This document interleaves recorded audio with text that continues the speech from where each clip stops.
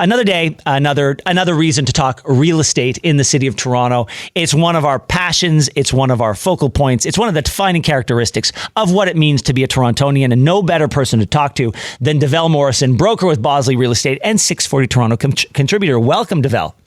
Thanks so much for having me, and I love the warm welcome. That's awesome. Oh my God! Well, it's a warm welcome for you, but you're in the thick of it, and it just seems like the stories we're talking about today mean that there are headwinds that you are fighting every day.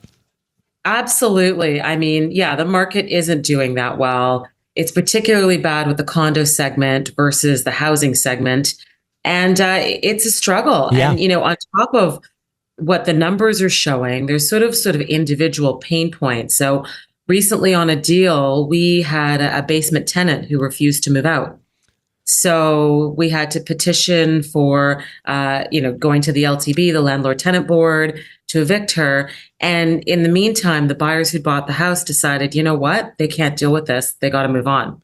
So they had to back out of the deal. Yeah. And our clients, the sellers are sort of left in the lurch, all because the person who lives in the basement decided they don't want to leave. Well, and that's the thing. It seems, Devel, like there are problems from sort of that granular individual issue where everybody's got more issues today than they ever had before, all the way to the top at the Bank of Canada. So talk to me about this. The Bank of Canada now less concerned that rate cuts will drive up home prices. What's that all about? Yeah, I mean, because things are so bad. And I think also because we're in a buyer's market without any buyers. So for a buyer to qualify to purchase, not only do they have to deal with the current rate, but they have to deal with a rate 2% higher than that because they need to be stress tested. Right. So, and you and I talked about that, like getting rid of the stress test would be not a full fix, but it would certainly get us part of the way there. Absolutely. We've only had 2 rate cuts. We've got one more expected on September the 4th. I think at this point, everyone feels that rate cut will be a certainty. So, my concern for the sellers when it comes to the fall market is how much more is their competition going to be? Because I know when I speak to a lot of the other agents that I work with, lots of people are talking about, yep, we've got more listings coming out in the fall. And we already have a lot of inventory right now. And people take a bit of a pause in August because really there's so many people on vacation or up in Muskoka. It just doesn't make any sense to list anything right now. And so in September, it's just going to be tons more inventory. Well, and I love the way you framed it. It's a buyer's market without any buyers. And I don't think I've ever heard anybody talk about Toronto real estate like that in my nearly 25 years living in this city. Yeah. It's true. It's very true. We don't talk about Toronto real estate in these terms. And, if you're a buyer out there, I'm certainly telling my buying clients, yeah, let's go make a deal. I know we can negotiate pretty much everything that you're seeing.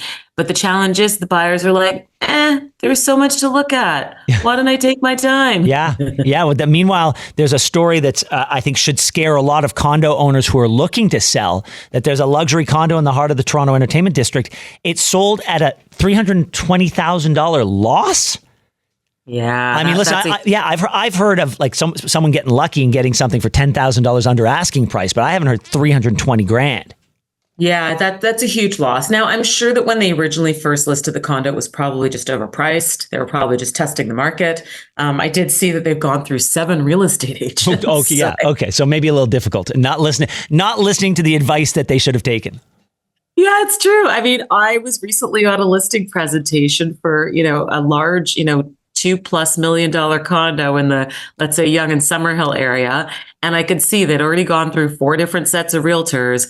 The price they were asking for is too much. And when I said to them, your place is actually worth X, they were like, yeah, but if we were willing to take that, we would have sold it long ago. I'm like, that's the point. That's the problem. Exactly. You would have moved on and you would have been into your new home by now. And I think that's the thing. Like, I think a lot of people, Devel, they've watched all the real estate shows. They've watched how people, they think they know the do's and the don'ts, and they're probably right about that. But they are so emotionally attached to what they have and proud of what they have. They can't see their condo in a dispassionate way, the way a broker can, and who can come in and say, all right, you got to get rid of this, you got to do this, you got to do that, and unless they're willing to take those measures, they might find themselves in the situation like this person did.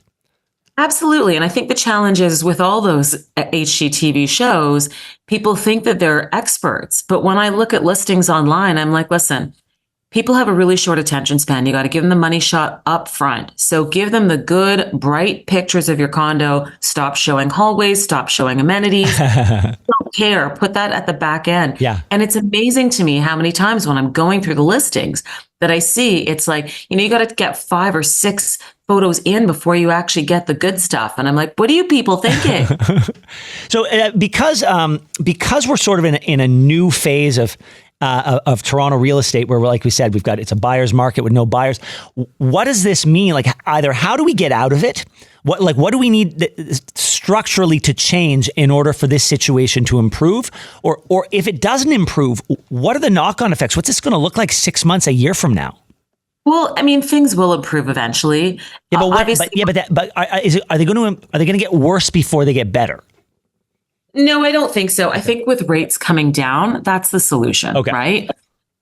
First thing is rates coming down would be the first solution. The second solution would be to get rid of that stress test. Yeah. But I realize that stress test probably isn't going to go anywhere, even though it really should. I mean, when they enacted the stress test, it was done many, many years ago when rates were low. And the whole point of it was making sure that people could afford their homes or condos when rates climbed much higher. Yeah. So now that rates have actually climbed to pretty much the peak at this point, that's one of the reasons why I feel like it's time to let the stress test go. Yeah. It was used. The tool is here.